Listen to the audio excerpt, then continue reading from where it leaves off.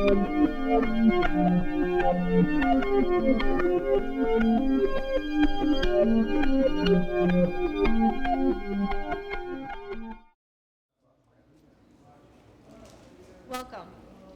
BRIC is proud to present a night with LGBT rights activists Mark Segal and David Carter. Please join me in welcoming these two authors. Let me start out with what may seem like a very obvious question, but Mark, why did you decide to write this book? For many reasons. I've been involved now for 46 some years, going on 47, I guess. And that involvement covers everything from gay liberation front to the current issues of how to treat LGBT seniors. And most of the work I've done along that route has been in issues that the majority of our community at that time didn't really care about. For instance, when I started with Gay Liberation Front, and by the way, we have one of my Gay Liberation Front brothers here with us tonight. Please say hello to Jim Farrat. When I started with Gay... and you have Rick Lemon. Oh, Rick Lemon from Gay Liberation Front. He's a little younger. He came along well, but it helps us keep us together. Unfortunately, almost everybody who's younger than me. I'm glad you're here, Randy. In Gay Liberation Front, 1969 to 71 was pivotal for me, and something that I've been wanting to write about a lot, because I feel that its history just hasn't been appreciated. To me, the years 1969 to 71 are probably the most pivotal time of the LGBT community. And what came from Stonewall basically was Gay Liberation Front. And the next year and a half, 2 years, more was done in the LGBT community than has ever been done in one period since. Let me explain very simply. We as a community came together, the radical lesbians, the lesbian separatists, the gay fairies, those who believed in working in the system. Everybody came together and created Gay Liberation Front. That organization encompassed the entire gay community. And when I say entire gay community, I do mean entire. We had a gay youth caucus, which I founded, which was dealing with gay youth issues for the first time. We had a trans organization, the first one in the world, and it was Street Transvestite Action Revolutionary. We created the first gay community center. We issued the first gay health alerts, legal alerts. We demonstrated against the police, Village Voice. And if all of that simply were not enough, we, along with Craig Rodwell, helped create the first Gay Pride Day. Now, compare that to everything else up until that period of time. What we had was Randy doing the first public demonstration. Then right after him, we had Frank Camedy and Paul Kunstler, thank you, and some other Mattachine people doing a demonstration outside the White House. Then we had 1965 to 69, every July 4th, outside Independence Hall. In all of those events, with all of those organizations, Mattachine, Janus Society, SIR, Homophile Action League, One Incorporated. In every one of those years, from 1925, first gay organization in America, 1925, Henry Gerber in Chicago, Illinois. From that point on till GLF, no more than 100 people were out. Why? Because we only had 3 ways the gay community was public. 1, gay bars and businesses. 2, private parties. And then those organizations I mentioned, which were, SIR, Mattachine, what have you. So the most we ever had out at one time was 100 people. So GLF comes along and does a string of actions that whole first year, and then we had the first Gay Pride March. That first Gay Pride March, according to the New York Times, had 5,000 people. That's an amazing year. Why? Because we did 2 things that nobody else ever did. Number 1, we decided to create what we now call the LGBT community. That meant helping trans people. That meant helping gay youth. That meant doing things that have never been done before in this entire community. That meant accepting all of us. Number 2, aside from doing that, we decided to do something very important. We were going to define ourselves. No longer were we going to allow society to define us.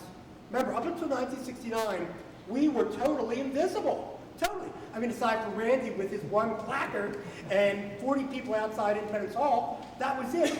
And I know this personally because guess what? I'm from Philadelphia, and I never heard of those demonstrations in Philadelphia when I was growing up. Hence why when I was 18, I came to New York, because I wanted to be with, quote unquote, my people. So we've come a long way from that invisibility, and one of the purposes I wanted to write the book was to talk about PLF and what it did. I also wanted to take a look, the surprising turn for me was taking a look at the turns I had taken in my political career or my political activism, how it changed over the years. And talking about process, so my process was to put up a chart of every year from 1969 to present, and then try to figure out what I did each year. And then, decide which items each year I should cover or not cover, and which ones might be interesting to the reader or to members of our community, and stringing that all together. And I think I got a 400-page manuscript, which my publisher is here today, John Templeton, my publisher, everybody, cut down to 320 pages. And they did a great job doing so. Well, I'm glad you said that about the role of the gay liberation movement. Mainly, we used to think of the exemplars, Gay Liberation Front and the Gay Activist Alliance, as the two primary exemplars of that movement. And you were in both those organizations at different times, because I get tired of saying to people, they say, why was, Stonewall, Stonewall, Stonewall? And I always say, well, Stonewall is only important because of what came out of Stonewall, the gay liberation movement. That's, Stonewall would be at best a footnote in history if it had not created the gay liberation movement. And the only reason that's important is that it was the creation of the gay liberation movement that made a mass movement possible, thus our successes today. And I could say, learning about Stonewall without learning about the gay liberation movement is kind of like learning about the fall of the Bastille, but knowing nothing about the French Revolution. The French Revolution is much more important than the fall of the Bastille. That just sets it off. That's one of the reasons I titled my book, Stonewall, The Rights That Sparked the Gay Revolution. It wasn't the revolution, it was the event that set it off. But I find it very hard to get people to actually read books, like Don Till's book or other books that will really, now I have another book I can refer people to. Okay, what was the most difficult part of writing the book, Mark? Oh, that's easy. So when I did the outline, I noticed all of a sudden that for some odd reason from years 1982 through 1990, I didn't have anything listed. And I started thinking, what did I do during that period of time? I had nothing listed. And I literally had to research myself. And I realized we were in the battle for AIDS. It was a war. And so then I had to read my own newspaper, just look through it week by week to see what I was doing. And I started filling it up. And it surprised me and amazed me what we were doing as a community and how we were surviving in the war we were waging. And so that became that part of it. That was really hard. And if you read the book, I think it's the most challenging chapter to read. It's the only one where I think some of my anger comes out. I really get angry, and I think it helped me find myself and give myself some peace about AIDS. Okay, and we both were fortunate to have the same great editor, Michael Dennery. So I'm wondering, what was your experience like working with Michael? Oh, well, so this is a great story to tell now.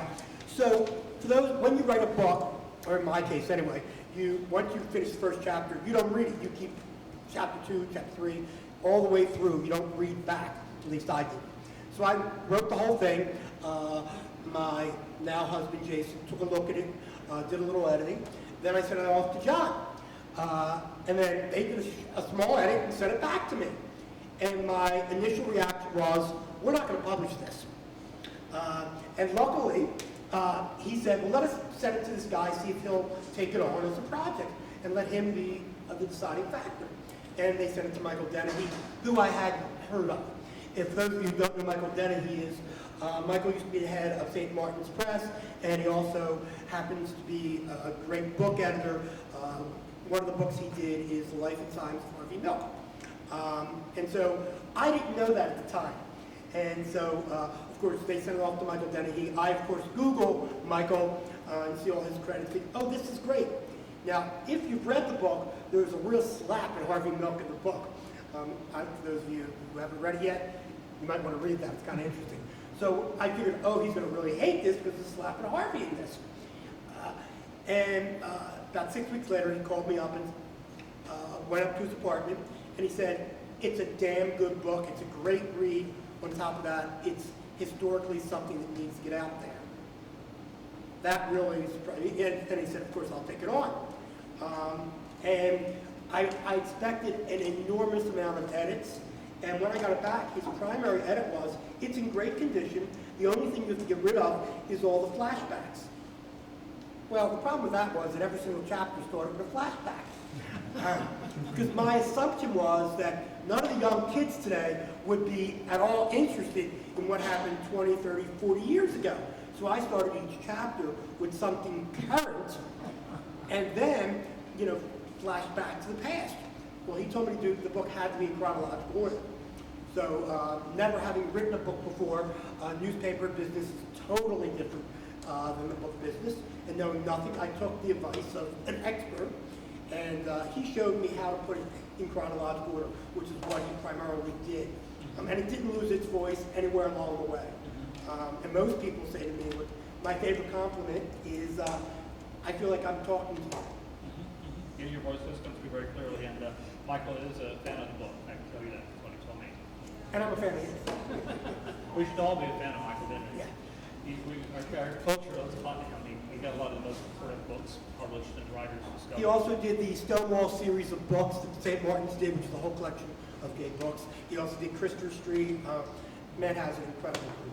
Yes, yes. Okay, well, moving on from the process of writing the book to actually what's in the book, you came from a very difficult background where there are a lot of financial difficulties, but the story of your origins as an activist I was very interested to find stretched back to your being Jewish and refusing to sing Onward Christian Soldiers in school, but your mother backed you in that. Could you tell us that story? One of the stereotypes you get by being Jewish is that everybody thinks you are middle class or above. And where I come from in Philadelphia, which is where I spent the last 40 years of my activism, I become somewhat of a known personality. And when you become a known personality, people project certain things on you, and it gets to a point where you can't keep correcting people, so you just shake your head yes. So in my city, Philadelphia, everyone thinks I was brought up in a middle-class Jewish neighborhood called the Northeast, and everybody in Philadelphia thinks I graduated Temple University, which I didn't do. It got to the point where the president of Temple University at a party actually came up to me and started screaming at me for not belonging to the Alumni Association. And of course I said at the end, yes, I'll join. Because you just can't fight that anymore. I mean, I've had teachers come up to me and saying they taught me at Temple, which they did not. But long story short, when I was born, my parents had been, by eminent domain, taken away from the store they had owned and put in a housing project in South Philadelphia by the name of Wilson Park. So we grew up as the only Jewish family in a Christian South Philadelphia public housing project.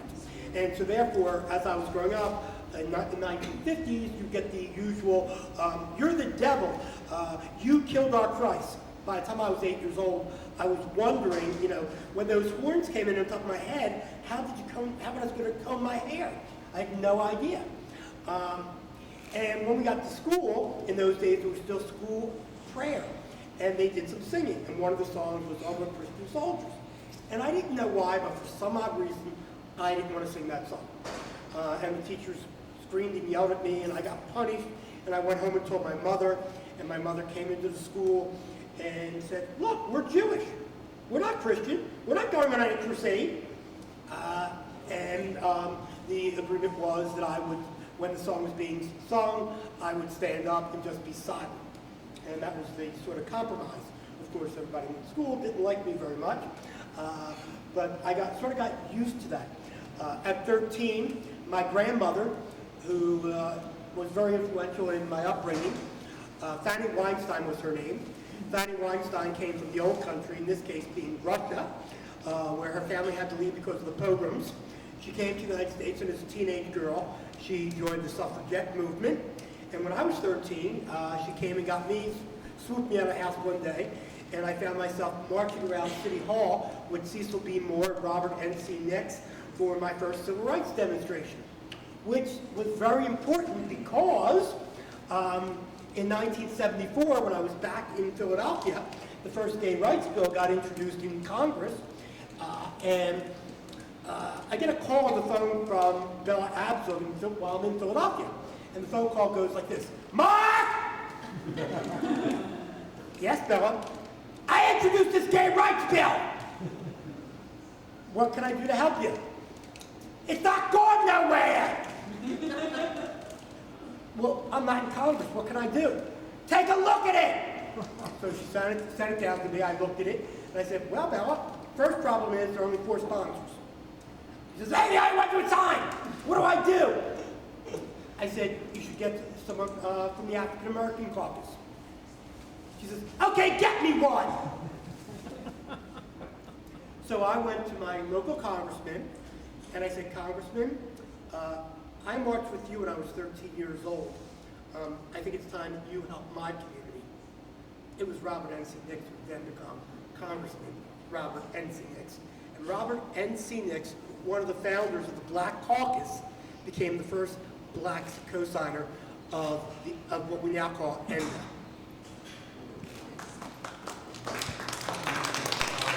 That's a wonderful story, and it reminds me of when I did the research on the Stonewall book, it was clear that a lot of people who really, came forward as early leaders, they often had, a strong sense of self-esteem from the beginning, like Craig Rodwell, Arthur Evans is one, this clear you got, it may not have been in terms of your sexual orientation, it's clear you had the support of your family. Was, I think, important for you, so it shows how these childhood influences can be very, strong in predicting the future, and you had the activist thing from the beginning. That's great. Well, here's where I got to thank my brothers and sisters from Gay Liberation Front. I had the support of my family, which told me to go out and fight, because they had to fight for women's rights and black rights, fight to live in Russia, period.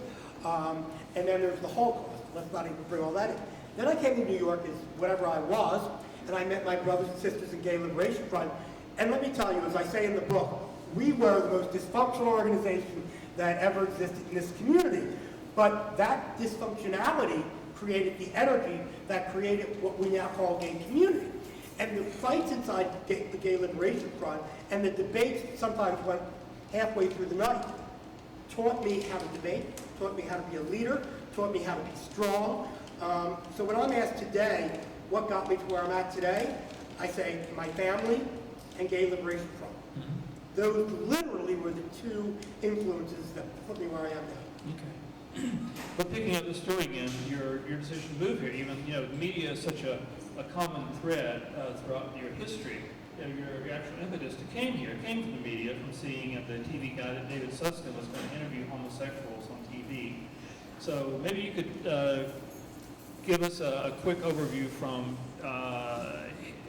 the David Susskind story through founding Gay Youth. Oh, good. Yeah. Actually, with media, we can go a little further. Sure. So, I go to New York because there are no gay people in Philadelphia. That is my assumption, because up until 1969, and basically GLF, the Stonewall got very little press at the time. But up until the Gay Liberation Front, we had very little. Up to that point, if you were religious, we were immoral. If you were in the judicial system, we were illegal. If you were in the medical profession, we just happened to be insane. If you were government, we were unemployable. And if you owned a bar and restaurant, you couldn't serve homosexuals. You would lose your license. If you would turn on the radio, we would never be talked about. If you turn on the TV, there were no gay characters. If you turn on the news, there were no news stories. If you looked in your magazine, we didn't exist. If you looked in your library, for the most part, we did not exist. We were invisible. So in 1968, CBS did its first documentary on the homosexuals. It was moderated by Mike Wallace. And it was absolutely horrendous. Not one gay face was shown on the entire hour-long show. The only place that we were present anywhere was on PBS on a show called The David Susskind Show, where he had done several shows where he had gay people. One show he did, his first show he ever did, gay people actually had paper bags on their heads. He did another show with Dick Lights, which I believe is the one that I saw when I was 13 years old. And in Philadelphia, it was on Channel 12, which is the PBS station. After that, between that period of time with David Susskind, up until about 1970, we didn't very rarely appear. Then, several people from GAA, and I believe 71, zapped the Dick Cavett show and said, why don't you have more gay people on? And then those ideas from that 1969-71 year for me, when I was back in Philadelphia, started to bring home to me. Okay, if we're really going to be what we say we're going to be, the world has to get to know who we are. And since media isn't showing us, we're going to have to show media ourselves. And that's when I created something called the Gay Raiders and the Campaign Against Networks. So from 1972 through the end of 73, we started disrupting live network television shows. And the granddaddy of them all, which I guess when I die will still be said, is the CBS Evening News with Walter Cronkite. The CBS Evening News was broadcast live, and in those days there were no cable stations. It was only ABC, NBC, CBS, and then PBS. And the daddy of them all was the CBS Evening News with Walter Cronkite. He would get 60 million Americans watching his show every night. So one night when he was... And that was when the population was a lot less, like about 80 million or 90 million. Yeah, it was an amazing rating that can't be comparable to anything today, including the Super Bowl. After the first commercial, he was reading security procedures for then Henry Kissinger, and at that point, their security broke up because I walked in front of the camera between Walter Cronkite and the camera and held the sign up and shouted, "Gays protest CBS prejudice," at which point the CBS network went blank for 7 minutes, and they wrapped me in cable on the floor. We were taken to trial, and at the trial, they broke halfway through the trial, and to set up a camera and show the tape of the disruption. I was talking to my lawyer, Hal Wiener, and who's still around, by the way. He's still doing civil rights work, I understand. And I feel a tap on my shoulder. I turn around, the man says, "You must be Mark Segal." I look at him, I go, "You must be Walter Cronkite." He says, "Why did you do what you did?" And I said, "Because your show is biased and censors LGBT news, gay and lesbian news." He took umbrage to that. And I said, "If I can prove that you do, will you change it?" And he said, "Certainly, but you can't." I said, "Well, let's see. A few weeks ago, you covered 5,000 women walking down 6th Avenue proclaiming International Women's Year. Didn't you?" He said, "Yes, it was a valid story." I said, "Absolutely, it was a valid story. So why didn't you cover when 15,000 gay men and lesbian women walked down the same avenue?" He was silent. I said, "Last week, you did your first story on gay rights, aside from, of course, me disrupting your show. That story was that you reported that New York City refused to pass a gay rights bill for the 3rd time." He said it was a valid news story. I said, "You know what, it really was. But why didn't you report on the 26 other cities that have already passed gay rights legislation?" He didn't say a word. He turned around, walked into the courtroom. He was next up to testify. When he testified, the federal prosecutors, because we were being charged federally because we'd broken federal law. And if we were found guilty, we'd have been charged $10,000 and 10 years imprisonment. So the federal prosecutor asked him, "When those people trespassed into your studio," and Walter said, "Excuse me, we invited them in." So I didn't get charged $10,000 and 10 years imprisonment. The following week, if you would have looked at the CBS Evening News when they came back from the first commercial, there was a map of the United States, and there was Walter standing up. Remember, he always used to sit behind his desk with a pointer, and he started pointing out cities that passed gay rights legislation. Wow. Walter and I later became friends, and that was thanks to him. Nothing that I did. To this day, I can say he's one of the most generous people I've ever met in my life, and helped the LGBT cause a great deal. Well, it was your mother's illness that brought you back to Philadelphia from New York, and you kept up with your activism there. Maybe you'd like to say just a little more about, well, I think we got so much to cover, I'll leave that aside. It's kind of implicit there why you had to do Zaps at the time. But then you went from using the media as an outsider through Zaps to becoming an owner of a newspaper, the Philadelphia Gay News, still being published, an excellent newspaper. What was that like, starting a gay newspaper in a major American city in the 1970s? Well, the transformation was kind of stark, at its very best way to put it, I guess. After I did the Cronkite Zap, and I also did the Tonight Show with Johnny Carson, the Today Show where Barbara Walters, where I got to disrupt Barbara Walters. After I did all of that, at that point, for about a year and a half, I was probably the best known gay activist in the nation. And so I was doing all the talk shows and getting in magazines, and I felt that was my job.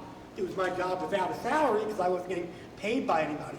Because in those days, we didn't have high salary CEOs of gay organizations. But my belief was that my job was to get us in front of the public because they got to know us, they'll talk about us. That's the way for real liberation. So my friend Jim Austin in Pittsburgh, who runs Pittsburgh Gay News, asked me to come out and speak and promote his newspaper. And I did. After that, he said, why don't you have a newspaper like this in Philadelphia? And I said, no one's done it. And he said simply, why don't you do it? And I said, I don't know anything about putting out a newspaper. And he says, well, I'll do it with you and I'll teach you. So that's how Philadelphia Gay News began. And 9 months after we began, I was going a little too fast for him. And he said, you know, I've been in this business my whole life. I think I'll get out of it. And he basically sold both newspapers to me for $1. Not a bad media deal. A great media deal, and we are still friends to this day. And he told me just a few weeks ago that he was very proud of what I've done with the paper. Well, you should be. You should be. Something you didn't talk too much about in your book, I'd like to have heard more about, actually, and involves the Philadelphia Gay News. So I'm interested if you could maybe give us a couple of the critical turning points in the history of the newspaper as it evolved from being, you know, a very basic publication to a much larger and more ambitious publication, and it's become now a mainstay of, you know, the Philadelphia media. Well, I think I'd like to use some of this time if I can and talk about LGBT media and what it's been like over the last 40 years for us to get going. And I can do that fast. I have a follow-up question later Oh, you about do? what you see coming. Okay. So the question is, how did we become what we are? Key points in the evolution. The earliest point of evolution was we had a gossip columnist who had said something about a gay bar, and the gay bar owner didn't like it. At which time, in gay publishing, the only advertising you had, the only revenue you had, basically was from your vending boxes or from gay advertisers. And I decided at that point, very early on, if we couldn't tell the truth, what was the use of publishing? So we decided to not retract the story, and we lost that advertiser. And we decided that at that early stage, we were going to go after all kinds of advertising, not just LGBT advertising. And what that did was we became a clear voice of our community. And therefore, and we also would publish stories and op-ed pieces with people who had opposite views than what we on the editorial side had. And so that's what made the paper. It still does to this day. And I think, one more thing. We would also cover stories that nobody else would cover. I went back, one of the great things about doing the book was that I got to look back at 40 years of newspapers. And I saw the influence that GLF had on me because I could see that from the earliest versions, while most LGBT media is just beginning to cover trans issues, we covered it the first year. And a lot, not just once. We always did.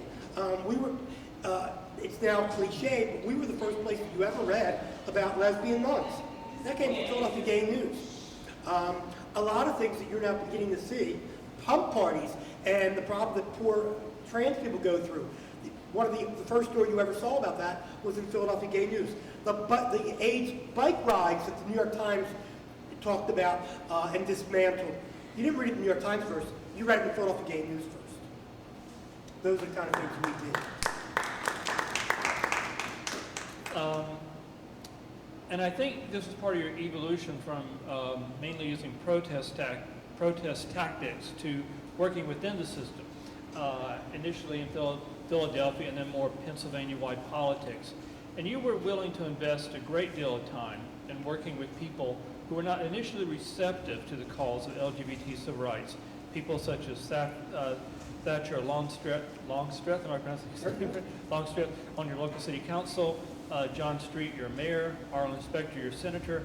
And that may surprise some people since you've been someone so willing before to use confrontational tactics, such as using zaps and getting arrested. Could you talk a bit about that part of the political process for you? David, if you see the smile on my face, it's because it's the question I've always wanted someone to ask, and you're the first one to ask it. Oh. Yes, I'm extremely proud of that. One of the things that I've always thought and believed all along is that you could have a high consciousness and you could sit on the top of the mountain and say, I got a high consciousness, you people all have to come up to me. Or you could do the other thing, which in my case is stretch your hand out and say, I'm willing to help you get up there. Just open your ears, listen to me, and let's dialogue. And I've done that with a good number of people. And everyone I've done that with, I've been able to bring over to the other side. The first one you mentioned is Thatcher Longstreth, who literally on city council floor used to refer to gay people as fairies. We went to the point where he not only sponsored the gay pride resolution, he actually was the vote that gave Philadelphia domestic partners legislation. The next one you mentioned was Thatcher Longstreth. I'm sorry, Arlen Specter. U.S. Senator Arlen Specter, most of you would know probably from the single bullet theory with the Kennedy assassination. He was the lead counsel on the Warren Commission to the Anita Hill hearings in the Senate. He was a Republican. What most people didn't know is that we had him in our back pocket for an LGBT vote if we needed him. And it's unveiled in the book for the first time. And there's a scene in the book where I happened to kidnap the secretary of HUD. That was with Arlen Specter as my sidekick. People do some strange things when they're around me. I don't know why. And then you mentioned, John Street. Mayor John Street was a Seventh-day Adventist. And when he was city council president, he refused to pass domestic partners legislation. And he controlled his city council.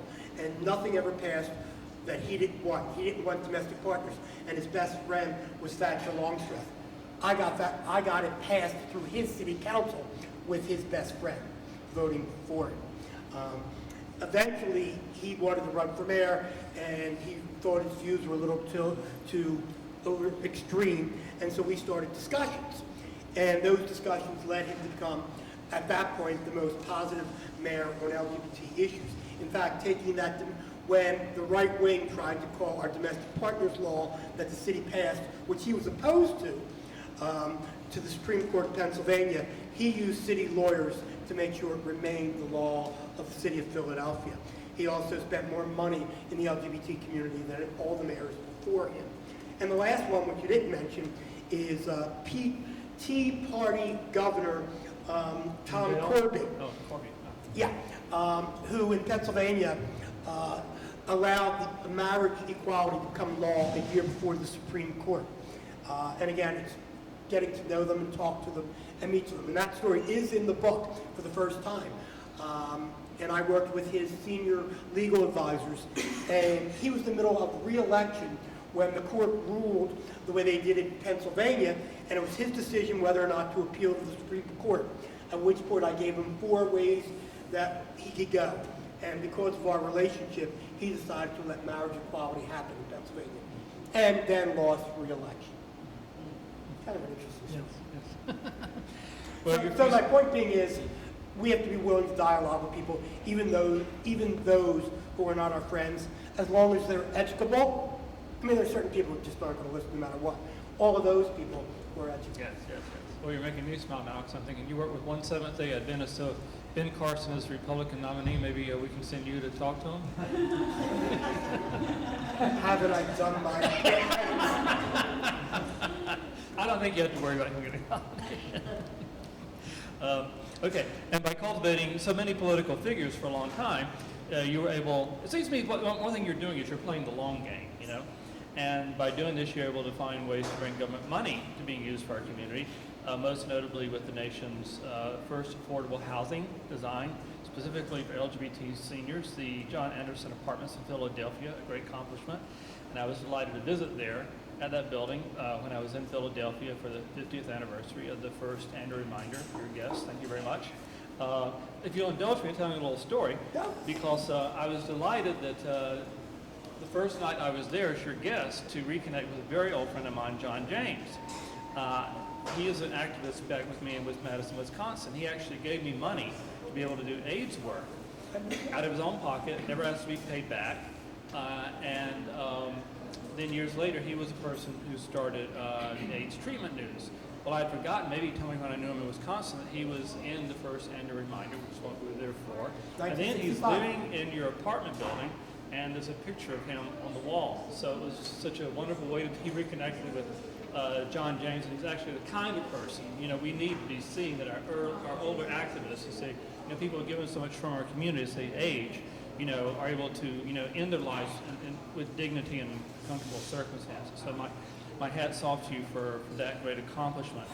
Would you like to tell us a little bit about starting that, how you had the vision? What gave you the idea, first of all? What was the very origin, the seed of that idea? There's one person right there, Jim Farrett. Being a member of Gay Liberation Front, being one of the more younger ones, did I say that? Yeah, you were. Most of my peers at that point were older than me. And they're now in their 70s, some in their 80s. And being among them when I was young, they allowed me to form Gay Youth. And being a leader in that regard, because we were just beginning to learn of the hardships of gay youth. People being thrown on the streets, people being bullied, people committing suicide. We were dealing with those issues in 1969. Well, here it is, all the people that helped me do that, and they're all now seniors. And basically, they are the first out generation. That first out generation, for the most part, to be out, they had to give up two things, which are very important when you become a senior. First thing, for the most part, if you were out in the 1950s or early 1960s, you, for the most part, lost the support of your family. In those days, you couldn't get a good job with what would become a 401k. If you didn't know this, let me tell you and remind you, you couldn't be a lawyer because the Bar Association wouldn't pass you. You couldn't be a doctor if you were an out gay person. You couldn't be a garbage collector in California. I mean, these are the kind of issues we had. So those people who did this work are incredible pioneers. And now that they're getting on in years, a lot of them can't afford to live in the very neighborhoods that they created. So we have our own seniors being tossed out of the community they created and having to live in some places that are not gay friendly. So the African American community creates senior affordable housing for their community. So does the Jewish community, so does the Catholic community, so does Presbyterian Homes. I'm sure you've all heard of them. They're one of the largest. Why shouldn't we have LGBT friendly senior homes? Why not? We pay taxes. We deserve the same thing that everybody else does. So I decided to do that as I've taken on other issues. And the way I wanted to do it was the same way that Catholic Charities does it, same way Jewish Federation does it, and I wasn't going to do it any other way. I wanted to do completely with equality. So this building is different than any other building in America in two respects. It is the first LGBT-friendly building in America with that designation from a federal agency being HUD. It is the first one. And the second one is, second distinction it has, almost $20 million, and not one penny came from the LGBT community. It is all tax credits and state, city, and federal funds. I kind of heard Frank Kameny and what you were saying, you know, I can just see him like, we pay taxes too, we deserve the same thing everybody else does. Right, Randy? I mean, I think the word equality is very fair, and that's what Sure. we want. Yeah, our special rights we want, fairness. Okay. Oh, by the way, the Catholic Church Federation, nobody, the other thing that makes this building interesting, I kept waiting for there to be pickets or something or other. Nobody in the entire region ever complained about it. In fact, every single senior organization in the entire Delaware Valley, which is a 5-county area around Philadelphia, supported the project. Fantastic. Well, it is a great accomplishment, so my congratulations to you again, Mark. Good team. So lessons from history, the third part of our interview here, or discussion, conversation. So having been a part of making our history, and now having written about your personal role in it, I'm wondering what kind of ideas and thoughts you might have today about what's the meaning of this history. I think the most And the use it can be put to. Yeah, I think it's amazing that how much of our community doesn't know any of our history and doesn't really care about our history. And I find that I've been doing the Gay History Project with gay newspapers around the country for the last 10 years. And every October, which is Gay History Month, we provide newspapers free of charge all around the country with articles about gay history. For the most part, most of the publishers and editors, what I would call them, would yawn and tell me, well, you know, our readers aren't going to read that. And I said, you know, it's okay. It's still about history, and we're putting it on the record, and someday they might be interested in that stuff. You know, so we at least have it on the record. And we've been doing this year in and year out, and we've had some incredible interviews. The first interview we had for the first year was Barack Obama talking about what he knew about gay history. Yes, we had Barack Obama talking about gay history in 2008. We also had Hillary Clinton. We also had Barney Frank. We had Elaine Noble. Anybody know who Elaine Noble is? Elaine Noble is very important to our history, simply because she was the first woman who was elected to a state house anywhere in the United States. And does anybody know who the first elected official is anywhere in the country? Alan Spear? Yeah, Ann Arbor, very good. Yeah, and does anyone know who the first openly gay candidate was? Frank Kameny? Nope. No, Jose Soria.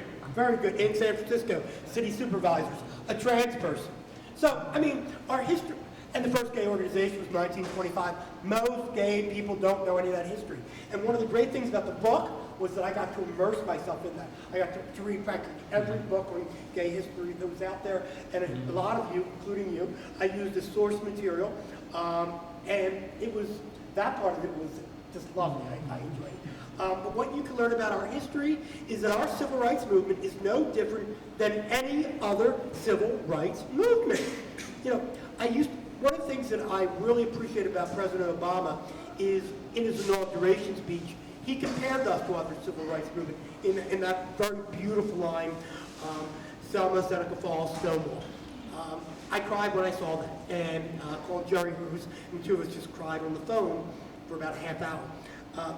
And the reason I cried at that, and the reason I felt so emotional, is and I'd like to ask you, Randy, and if you guys feel, as I do, that we've always been made to believe that we're like the secondary civil rights movement, not as important as those other civil rights movements. Randy? Yeah. Yeah, and I felt the same way. And I refuse to feel that way anymore. And I thank President Obama for that. And I think by learning our history, that's what we learn. And that's the reason for that cover, actually. I think young gay people don't realize what we did to get us where we are today. And so I wanted a dramatic picture. And I'm glad my publisher agreed. Yeah. Well, that was a big discovery for me when my book came out, and it was really ignored by the media, except for the gay media. I got a review by the Boston Globe, but I was generally otherwise ignored. And I had lots of new material, and it came out on the 35th anniversary, so I thought it would get noticed by some, by the gay media.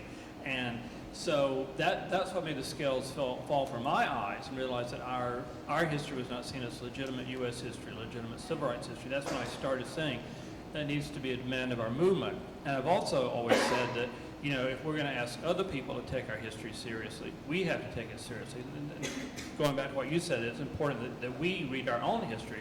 You know, And we all don't have to agree with... No, we don't have to agree with it, no. I mean, one of the great things, I mean, there's things in your book that you'll disagree with. I'm sure there's things in my book that you would disagree with. But that dialogue is important for history.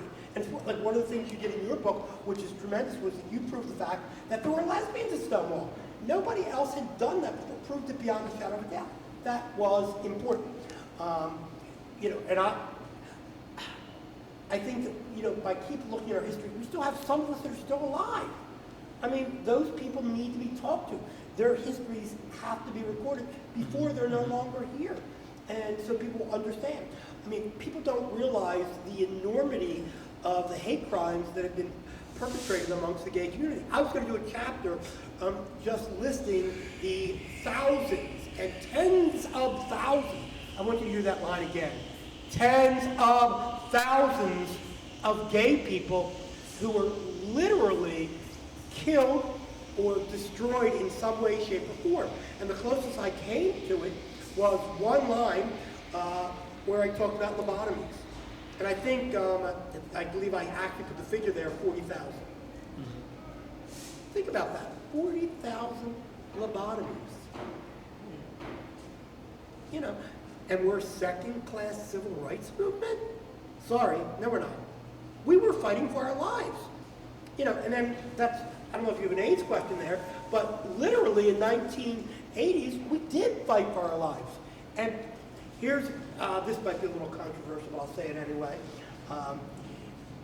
All those privileged white people who wouldn't join GLF in 1969, 70, 71, and wouldn't join GLF, Gay Activist Alliance later than that, all of a sudden in the 1980s, they came out of Fire Island and they wanted to be radicalized. Where'd they all been? People don't often step forward until they feel they're directly affected, unfortunately. Yeah, they weren't listening to us for, you know, over 10 years before that. Your life is in danger. Come and, you know, for yourself. Mm-hmm.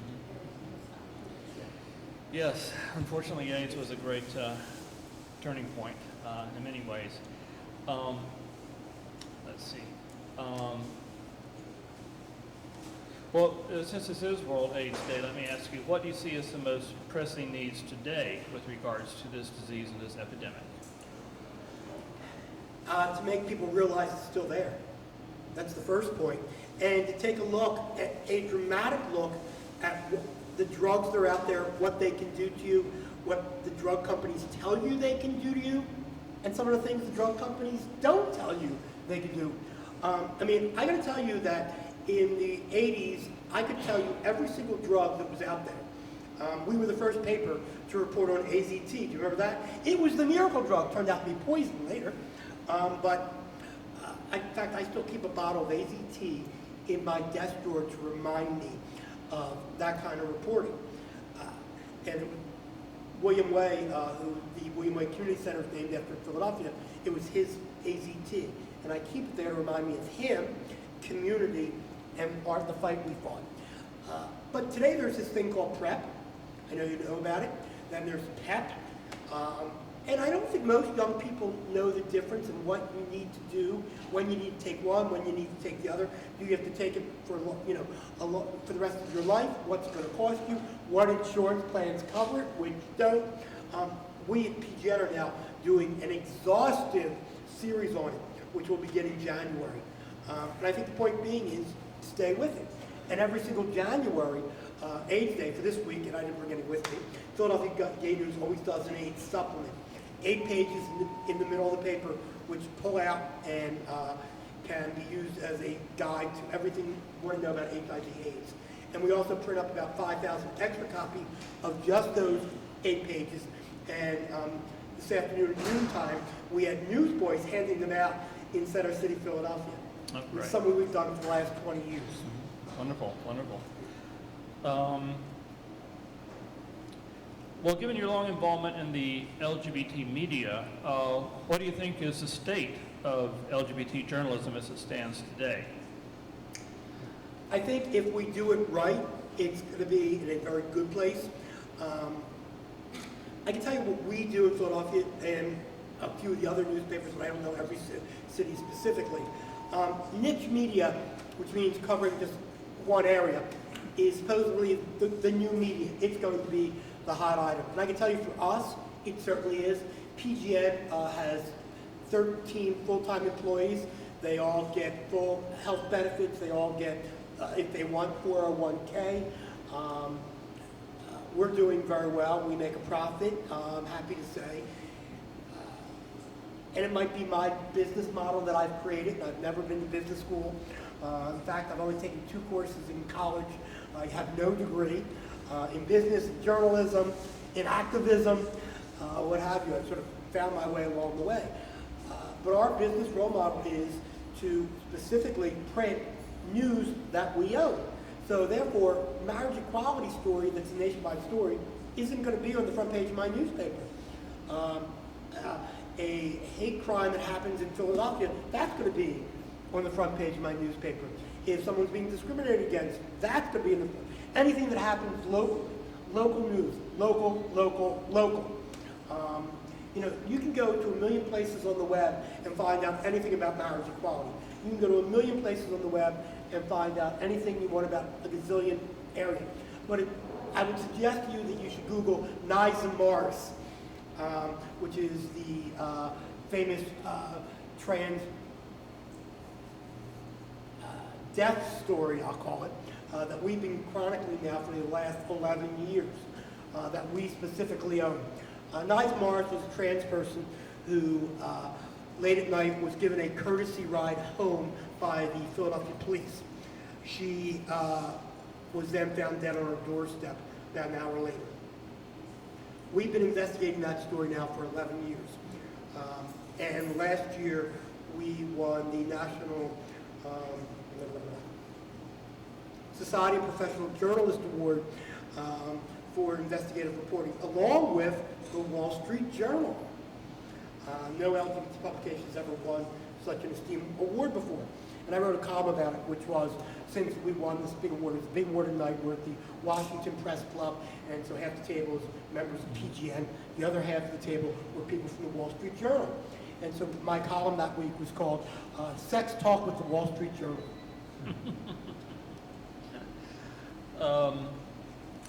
Let's see. Well, also, in terms of the media, how do you feel that the non-gay media is doing in covering our community and our issues? I think they were getting better, but the traditional media has a problem. Its problem is that they're shrinking. And as they shrink, they're shrinking, unfortunately, the wrong side of their newspapers. Rather than lay off people from the business end of their newspapers, they're laying off journalists. As they lay off journalists who are familiar with the LGBT community are let go. And therefore, their expertise isn't there.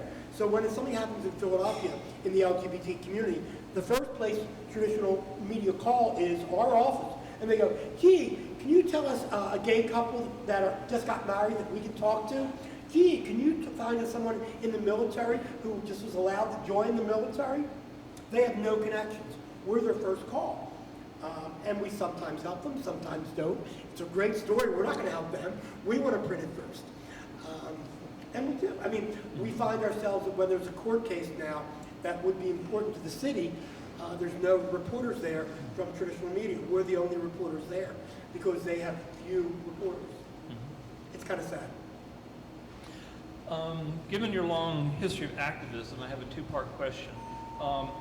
What are the most important lessons you feel like you've learned through your career of activism about activism? And which of those lessons do you think are applicable today? Do some of them have to be maybe tweaked or laid aside? The answer to the first one's really easy. I'm still learning. You know, I feel like sort of, when I said to John, I don't want to publish it after I read the first full version, the reason for that was I said, no one's going to believe that any one person did all these things. That was my reaction to it. And so what I realized was that I'm a sort of a chameleon. I change over the course of life. I mean, the one constant is that I'm a gay activist. You know, I have a lot of titles. All those titles to me are secondary. The developer of a senior building, well, that's secondary to gay activists. I built the building because I wanted our activists to have a place to live. You know, founder of Gay Youth, I was a gay activist. I did that because, again, I wanted to help young gay people. And each of them was done with a different set of qualities. The qualities for Gay Youth was the gay activists around me in Gay Liberation Front. In order to get to the gay senior building, I had to know the governors, senators, even a harasser president. You know, so it took a different skill set to do that. Yeah. The one thing that I would like people to take away from the book is how to learn to network and to realize that if you're young, when you meet someone today, don't make an enemy of that person because you might be able to use them 40 years from now. Even if you disagree with them respectfully and work with them if you can. I mean, one of the funniest things that ever happened to me, it's not in the book, unfortunately, is I mentioned that while I was doing the Elton John concert in Philadelphia, the entire city government was being investigated. And while they were doing this investigation of the city, they were also wiretapping the mayor, the senators, and so forth in the city of Philadelphia. Well, I was emailing back and forth with the mayor of the city, who was John Street, who you mentioned. And during this time was where he was asking me questions. Well, what about if gay people do this? What about blah, blah, blah? And basically, I was trying to teach him, you know, how to accept us as a community. And so one morning I woke up, and on the front page of the Philadelphia Inquirer, how does a gay activist teach a mayor to learn equality? And it was all the emails between me and the mayor. You know, so there are different skill sets for each different thing you do, and just don't be shocked when something you do, you know, is aired publicly. It's going to be. Yeah. Be transparent as you can be.